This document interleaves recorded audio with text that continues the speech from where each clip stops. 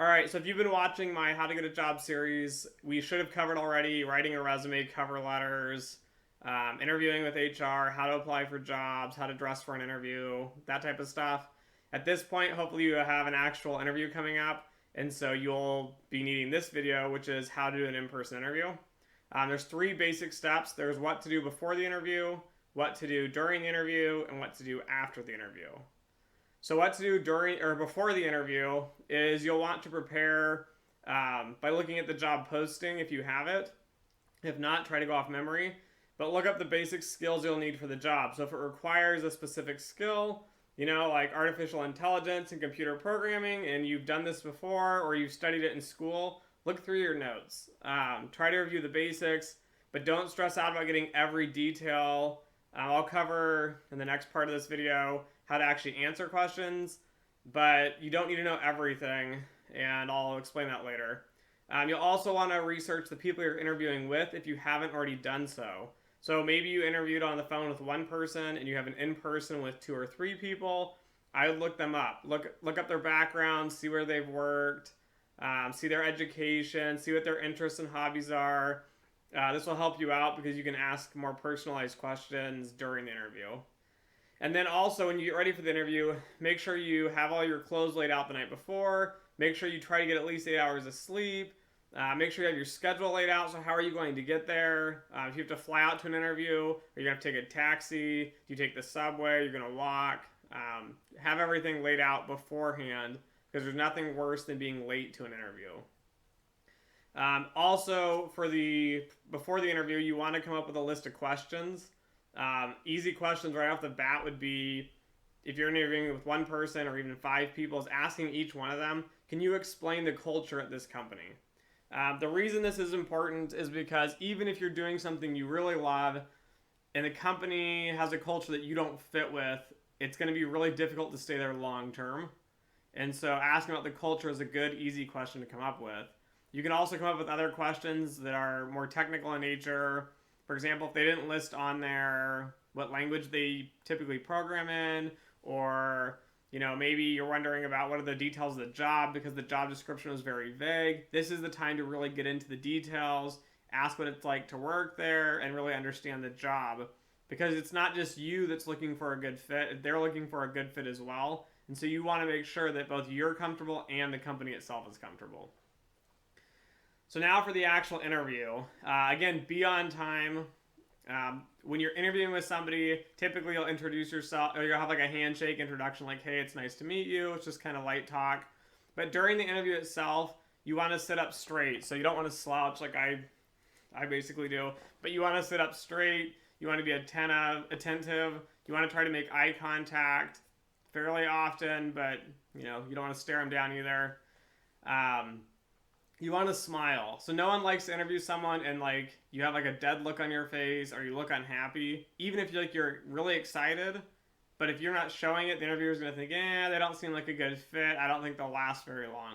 So you kind of smile throughout the interview. Be excited, be confident. I know it can be difficult, especially with all the pressure of getting the job.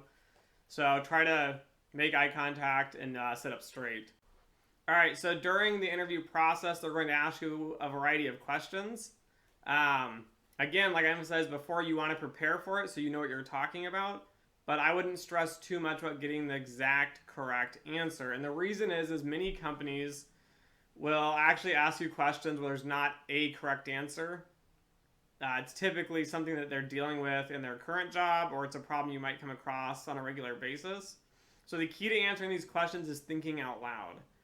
When somebody asks you, for example, how would you solve, which I've had this question, if you took a cube and you dipped it in paint and say it's a 7x7 cube, how would you solve how many cubes that make up that cube are actually covered in paint? So think through it. There's actually multiple ways to do this. I walked through it mentally in an interview with an interviewer, and afterwards said, okay, good, you got it correct. However, there's another way to do it, and she explained that to me, but it was interesting to see that there's different ways to think about problems.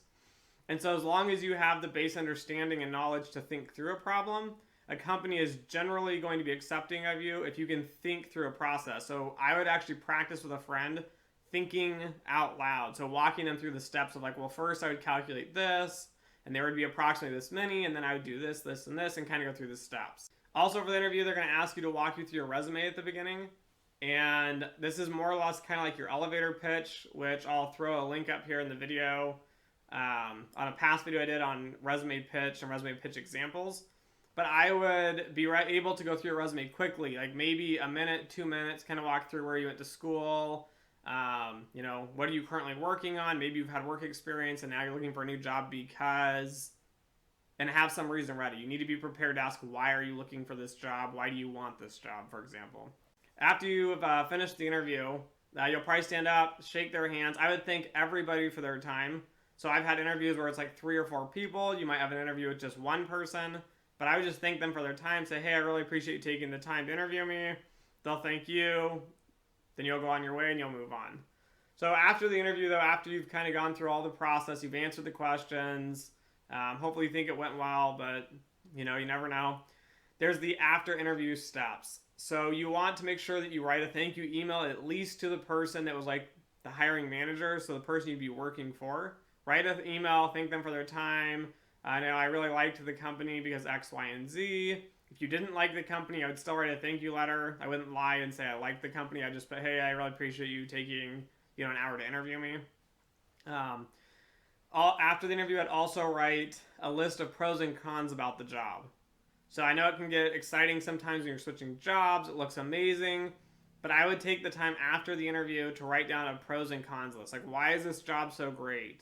Why is this job not so great? I mean, what would I not like in the long run? Because it's hard to find a perfect job, but at least it can help you analyze it from a personal perspective of, I don't want to get caught up in the hype of getting a new job. This is what I really liked about the job. This is what I didn't like about the job. And think about this, obviously, for the next week or two until they respond with an answer on whether you got the job or not. And something else to do is if you interview to, say, 5 people and you felt like you really connected with 2 of them, I would make sure to try to connect them on LinkedIn, but I wouldn't try to add everybody. You don't want to seem like you're just, trying to like befriend everybody and it seems kind of fake. But if you have like a really good connection with them, I can connect with them on LinkedIn. Maybe if you have a follow-up question about the company, like, hey, I forgot to ask you how the work-life balance is, and then see what they have to say. So you can kind of follow up with them on LinkedIn, but I'd only add maybe 1 or 2 people that you really got along with if you got along with them. So that's kind of the overview of the preparing for the interview, interviewing, and the post-interview. Just to cover up, if your interview went terrible, there's a variety of reasons for this. So maybe you didn't connect with the people, maybe you felt flustered and you couldn't answer the questions. Throughout the process, try to smile, try to be polite. I've had interviews where I've interviewed somebody, and after maybe 3 or 4 minutes of talking to them, I knew they had no clue what they were talking about. And so it was not a good fit for me. I want to work in a job where my manager or boss understands, what I'm doing for a living. And so if this happens, don't just bail or don't be rude, but try to kind of walk them through it. Just smile, be polite. That's kind of my summary of how to prepare for the interview, how to interview, and what to do after an interview. Thanks for watching, and be sure to like, share, and to subscribe for more career videos.